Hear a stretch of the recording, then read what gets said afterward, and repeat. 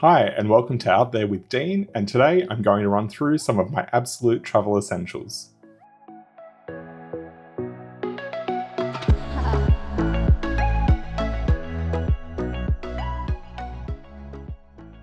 Really exciting. I'm heading off with my partner to the US and the Caribbean in a few weeks' time. So, really starting to get into that mindset of thinking about what we need to pack. And I thought while I was thinking of that and while I was buying a lot of things off Amazon that I'd put a video together to let everyone know what my travel essentials are. So let's kick this off. The first thing that I think is an absolute travel essential is a good travel pillow. Um, because we're flying economy this time, there's no flatbeds on this trip. A good travel pillow is really quite essential. I'm sort of done with those U-shaped pillows that go around your neck. I've now converted over to the wraparound pillows. So as you can see, they sort of wrap around your neck and clip in, and it gives you some support either side. So especially when you're sitting in economy, you can kind of sleep and your head doesn't sort of roll all around the place, which is really good. It gives some good support to your neck and chin, and so you probably get the best chance of getting a good night's sleep or good day's sleep with one of those pillows rather than those old-fashioned U ones.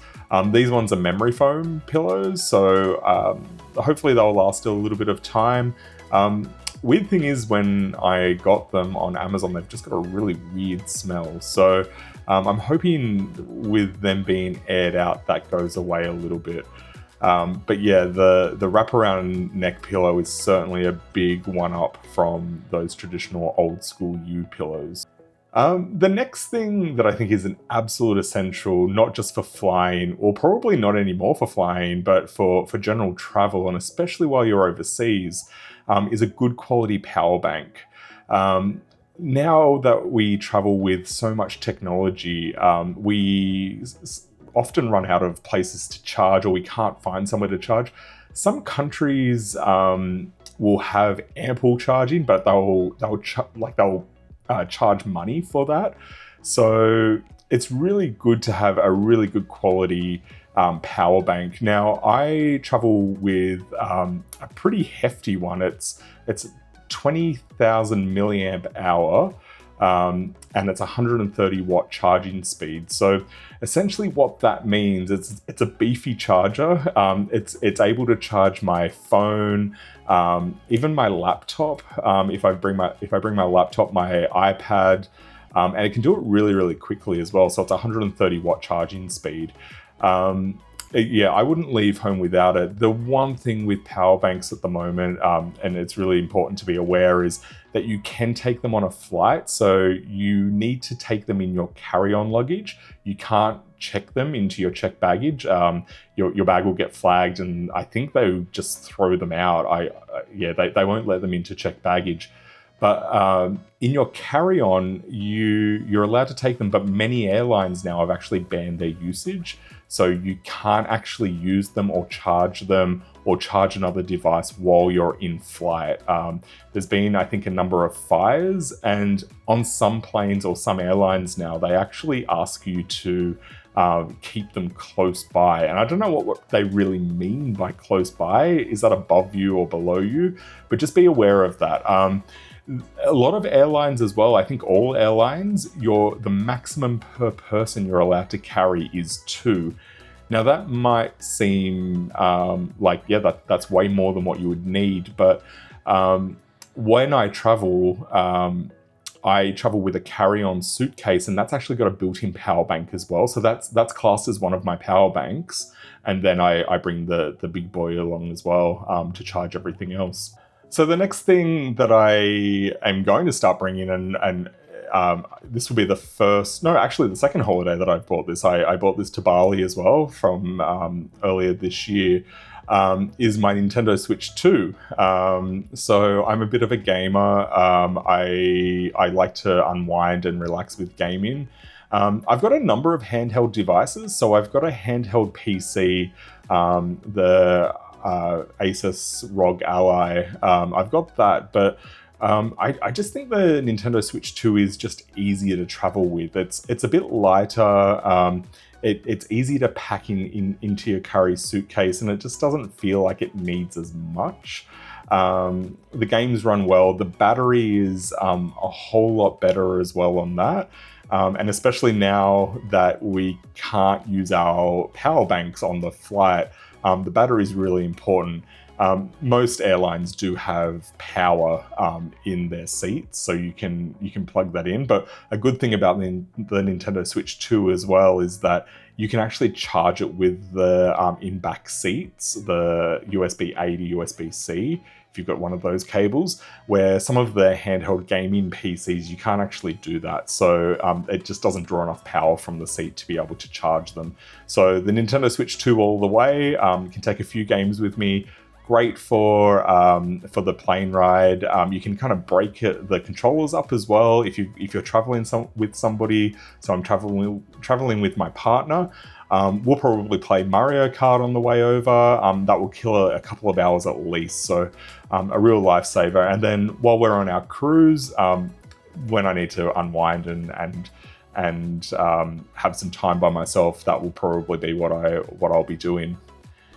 So another recent purchase that I'm definitely going to incorporate into all of my overseas travels now is just a simple little over-the-shoulder sling travel bag, like a day bag. I was never really into the day bag thing before. I'm a bit of a minimalist in my regular life, so I don't have a wallet. I have everything on my phone, all my credit cards, everything is on my phone. But while I'm traveling, I often just pick up things while traveling. So the sling bag is really good. So it's got an ability to lock it. So I've got some flexible lock. So if I'm traveling through an area where there may be some pickpockets, or if I'm just not feeling as safe in a particular area, I can put my things into that bag. It's also got a compartment that goes against you. So people can't get their hands in there. I've just found it really, really quite handy. Traveling through Bali again, it was good to be able to put a couple of bottles of water in there. One, the coldness would go through the bag and would keep you a little bit cool. But two, you just need the water because it's so hot. So definitely something that I've started using recently, but I will continue to use, and this time this bag's going to have a big showing, I think. So the next one, so number 5 on my list is actually another bag. This makes me sound like I'm a bit bag crazy, but I'm not. I just, since I've started doing pool or beach holidays, I've really seen the importance of having like a beach bag, and the one that I use was given to me at Christmas a couple of years ago. So this will be about the 4th or 5th holiday I've actually been on with it, and it's a mesh bag. It doesn't look like anything remarkable, but it's actually really fantastic. So if you're on the beach, the sand just goes straight through it, so you don't end up with a bag full of sand. Also, you can see everything that's in there as well. Maybe not the best if you want to put your phone in there if you're going in the water, but you can always wrap that up and make sure that it's not really visible. But yeah, now that I've had a beach bag and something like that, it sounds really simple, but I certainly will keep bringing that along to my beach and pool holidays. So yeah, this one's a winner. Number 6 on my list is the Digi Pocket 3. So it's actually what I use to record all of my footage for my YouTube channel. It's what I'm recording on right now, actually. But I was actually using this before I started uploading things to YouTube. It's just a really good, high quality camera. It's also got a built-in gimbal, and a gimbal really is something in the camera. I'm not that technical with it, but it's something in the camera that actually, it's a stabilizer with the camera. So it locks onto the subject that you're trying to film, and it just makes the video really smooth, and it looks really professionally shot when you're shooting scenery or shooting any sort of landmark with it. I'd really highly rate it, even if you're not looking to upload to YouTube, if you're just wanting to make some really cool videos for when you get back, the things that you really want to watch again. Sometimes we'll take like little clips on our phones, and because we're not really paying attention, they're all over the place. But with this, you don't really need to pay attention. You can kind of be walking around and doing things, and it keeps it nice and stable and nice and smooth. Of course, I'll be traveling with it. I want to get a lot of footage to upload to YouTube later on. But yeah, it's an absolute win for me. Number 7, I'm doing a bit of a 2-in-1. So I can't travel, I can't go anywhere really in my life without my AirPods Pro 3. So look, just AirPods, the latest version of the AirPods, the noise cancellation alone makes them worthwhile for any aeroplane travel. It really just cuts everything out. I've done a couple of flights to Wellington, to New Zealand, since I've had them, and yeah, they basically eliminate everything on the flight. So you can really get some peace and quiet, even if you're in a noisy economy cabin. I do pair these with the AirFly Pro 2. Now this is a little device that plugs into the plane seat where the audio jacks are, and you might need to get a converter, like one of the pin converters, so you can plug it in. But what it does is it transmits anything that's coming into it via Bluetooth. So what you can then do is you can use your AirPods or any Bluetooth headphones really to listen to the audio that's coming through on the plane. So any of your movies, any of the radios or anything that you're listening to in the in-flight entertainment can come straight through that. It's really quite great. So highly recommend that, but AirPods Pro 3 just for any sort of travel, even if you don't have the AirFly Pros to transmit that, absolutely worth it. So number 8 on my list, really interesting as well, is a passport wallet. Now, I know a lot of people that don't travel with a passport wallet, and I have probably been traveling with one at least since COVID, maybe actually before COVID hit. I cannot imagine traveling without it now. Even though a lot of boarding passes and things like that have now gone digital through apps or being able to store them on your phone, I just seem to collect so many different things while I'm at the airport. So there'll be baggage tickets, there still might be a physical passport, there might be receipts if you're traveling for work, for instance, all different things. And also your credit cards, you might want to split your credit cards over your wallet or somewhere else so you don't have everything in one place. I just think the good passport wallet keeps everything centered, and it just makes that whole process of going through security, going through all the different checkpoints of customs and passport control just so much easier. You know where everything is. You can carry and keep hold of that passport wallet. And if you've got a backpack or a good any sort of carry-on suitcase, then you can kind of have everything in there, and you don't need to be getting your passport in and out, and worried if you'll drop it. Look, I use a Fossil. It's Fossil brand passport wallet, but I think anything with at least a zipper so it can close, I think that's really important as well. It's life-changing, especially if you're in airports a whole lot.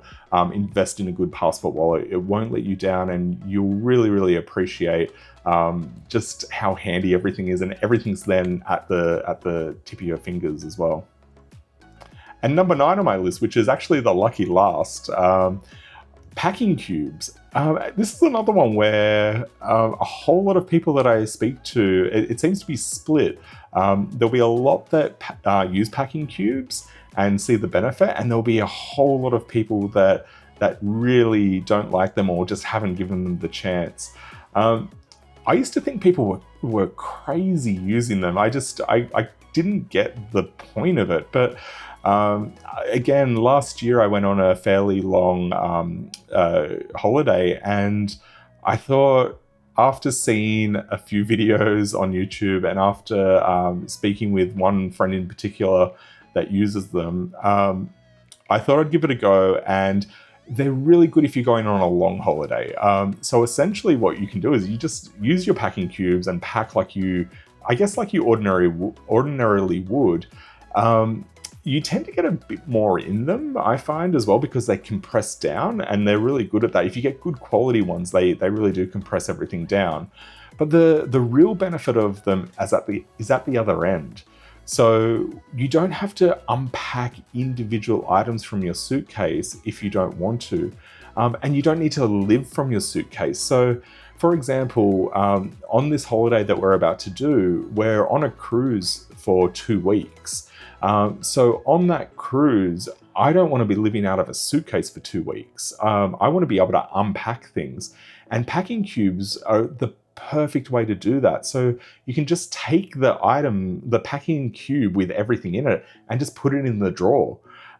You don't have to unpack individual things and then repacking the suitcase. It's just really that easy. You just pick up the packing cube with everything in it still, or whatever is left that's clean, and you can just pop it in there. When you get most sets of packing cubes, they'll come with like a dirty clothes bag as well. So that's really, really important with traveling, is you don't want to have everything sort of mixed up in amongst itself. It's a bit gross. I will sell packing cubes forever. I think they're the best thing, really, when you're going on a long holiday, not like a 3 or 4 days. It's probably not worth it then. But really anything from about 2 weeks on, the packing cubes really, really come into their own. So I guess there's some of my travel essentials for this holiday. I'm sure I'm going to think of a whole lot more. We're just at the end of the Black Friday sales as well, so I've been going a little bit crazy with those. If I do have any more, I might post a part 2 to this. I kind of realized while recording that I haven't mentioned backpacks or actual travel luggage. So that might be a good idea. I do have particular things that I like when it comes to suitcases and backpacks. But that's all for now. I would really love to hear if anybody has any ideas of their absolute essentials that they always take on longer holidays. Pop a comment in. I'm reading everything that comes through. And thanks. Again, I think I need to say it, please like and subscribe to my channel if you've liked what you've seen. But until next time, bye.